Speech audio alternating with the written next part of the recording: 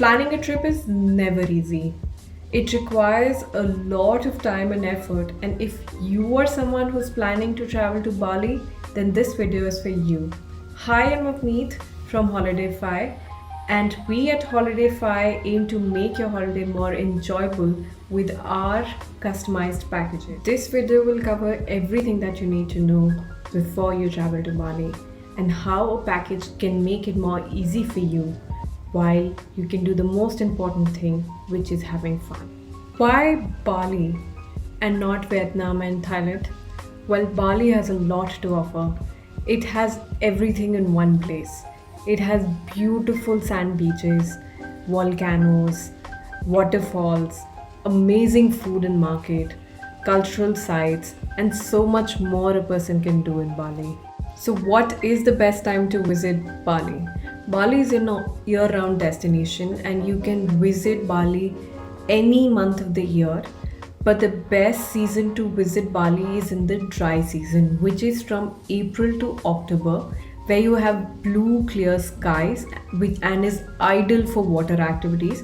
Whereas in the shoulder season or the wet season, from December to March, you may experience some rainfall, which can hamper your water activities. These are required for a Bali trip. The minimum duration for a Bali trip is 6 to 8 nights, which allows you to enjoy all the famous activities and attractions of Bali. Whereas if you want to explore the offbeat destinations as well, then a minimum of 10 nights is recommended, whereas 3 to 4 nights is not recommended at all because you do not want to miss out everything that Bali has. Let's talk about the entry requirements for Bali. For an Indian passport holder, you need to have 6 months of validity on your passport, a proof of accommodation, and a proof of your return ticket or your next destination ticket to avail the visa on arrival. As you enter the airport at Bali, there will be an immigration office where you can submit these documents and avail your visa on arrival. So the visa on arrival cost as of now is 43 USD, which is equivalent to 3600 Indian rupees. Let's get into the most exciting part, which is the regions of Bali and how you can plan your itinerary accordingly. Bali is a huge island with every area covering something different and giving you a different experience. So Bali is divided into 4 parts. That is the South Bali, then North, West and East Bali, which is also the offbeat destinations, then the heart of Bali, that is Ubud, and the Nusa Islands. Now let's talk about South Bali. South Bali consists of Kuta, Seminyak, Canggu, Nusa Dua and Uluwatu. Kuta is famous for surfing, nightlife and lively beach scenes, whereas Seminyak on the other hand has famous beach clubs like Finn's, amazing dining and boutique shopping. Canggu on the other hand has a very relaxed vibe with surf beaches and beach bars and is a perfect spot for a digital nomad. Nusa Dua on the other hand has beautiful beaches, has a lot of water activities like jet skiing and snorkeling, and is a perfect place for a family vacation. Uluwatu on the other hand has very famous Kechik dance performance that happens near a temple in the evening and has beautiful beaches, but some beaches might need an entry fee. This is all for South Bali. If you are someone who wants to explore the beaches, the nightlife, then South Bali is the perfect place for you to stop by. So let's talk about the heart of Bali, Ubud. And if you are someone who wants to explore the nature, have spiritual experiences, adventure, and also be in the middle of the nature, then Ubud is the right place for you. Ubud is known for its cycling tours, its monkey forest, the rice terraces, the art market, and the temples too nearby. Other famous activities that you can do in Ubud are the Bali swing. Don't forget to visit the Bali swing and get amazing pictures. The ATV rides, an early sunrise tour to Mount Batur, and river rafting. Amongst these activities, there is a lot more that you can do. It is a perfect destination for solo travelers, for family vacation, a group travel, or even honeymoon couple. There is something to do in Ubud for everyone. So now we'll talk about the Nusa Islands.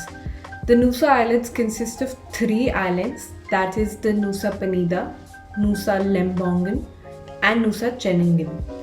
So amongst these three islands, Nusa Penida is the most famous island, and a day tour or a one night stay in Nusa Penida is highly recommended. Nusa Penida is famous for its dramatic cliffs such as the Kelinging Beach, Angel's Billabong, and Crystal Bay. All these pictures you would have seen a lot of times on Instagram, and these are highly recommended places to visit when you are traveling to Bali.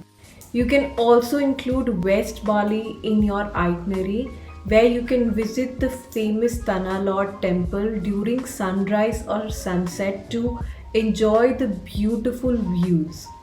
After seeing all the regions, if you're still confused as to how will you incorporate all these activities and places in your itinerary, then the package is the answer for you. A package helps you include all the activities and places that you want to explore on your trip to Bali in one go. A tour manager can get in contact with you and customize everything from the very tiny detail to booking all the tours and activities before in hand. This not only leaves you worry free but also helps you enjoy the best of Bali that is already pre-booked and pre-planned by you so that you can have a great time in Bali. When traveling to a different country, food is a major concern. Are we going to get Indian food there? Is there going to be vegetarian meals there?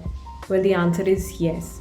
Bali offers Indian and vegetarian foods, and it is easily available in any major part of Bali.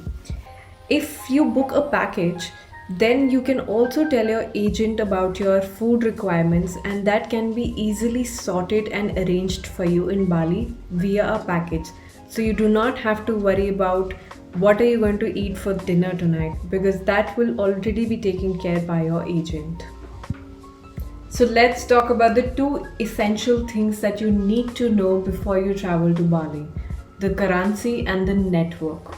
For the currency part, Indonesian rupiah is widely accepted in Bali as it is their local currency, but you can also carry US dollars, which is accepted in most parts of Bali.